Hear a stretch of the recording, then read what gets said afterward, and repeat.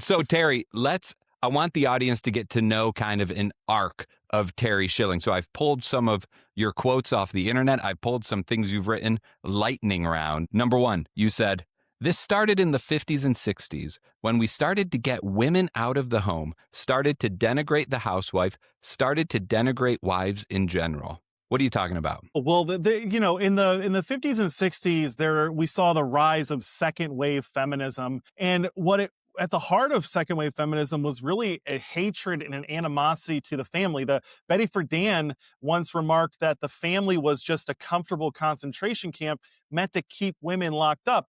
But you fast forward, right? Women are elevated. They're not going to be in the draft anytime soon. They have homes with children that revere them and husbands that respect them and work hard for them. You fast forward to today, young people aren't even getting married. 40% of Gen Zers, and it's mostly, you extrapolate that by gender, the women are driving that. Young men want to get married, young women don't.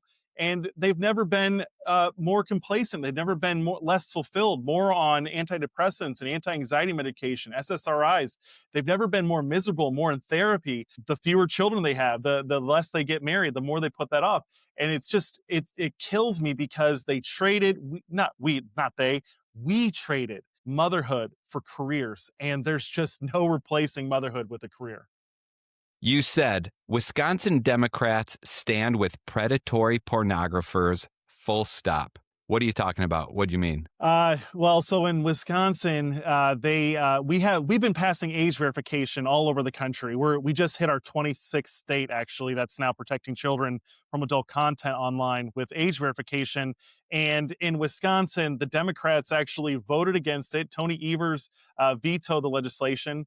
And it was the first state where the issue became polarized. We saw in Virginia, age verification passed both chambers with only 3 legislators voting against it.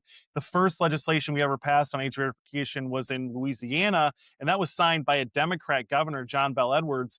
So it was a really terrible day. We had this unity going forward to protect children online, and then the Democrats in Wisconsin are so radical, they decided to blow it up. You said, if you want to talk about banning all abortions, that's great, but you're not going to get power to change anything.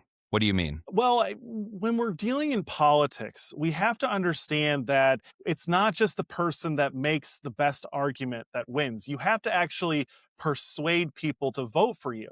That's who determines the future of our country. It's not necessarily the president, although they have an outsized impact on our culture, but it's the people. And the people are where they are right now. And in order to get them from supporting unrestricted access to abortion, which no one does, it's only around 12% of the country supports that. If we want to move from the system where you can get an abortion for any moment, at any time, for any reason or no reason at all, you have to meet the American people where they are. And where they are right now is they support protecting the unborn with some leeway to the mother.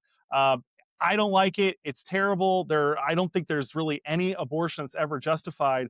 However, if you want to get elected, you have to put something in front of the American people that they're going to support. Otherwise, they're going to vote against you and you're not going to get into office. You said this, and you're going to have to help me with one of these words here. Policy divorced from politics is onanism.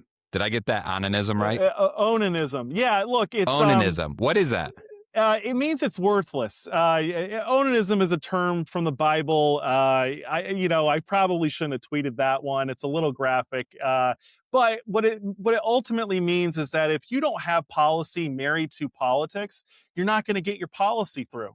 The policies we support should be meaningful, and they should also be popular. It should be supported by the American people. To extrapolate this, in DC, there are all these great groups who come up with the perfect policy that if you could just get it passed, if you could just get it implemented, it would actually change things. And I really do believe that. But it's divorced from politics. There's no reality of anyone supporting it and making it law. So it's worthless. On the other hand, if you had, for example, the RNC and just the politicos setting the public policy, it's going to be very popular, but it's not actually going to change anything or help move the country. So you've got to marry those two together, and you'll have a ton of fruit that are produced from that. Wow. Okay, you're either turning on half the audience or turning off the other half of the audience here.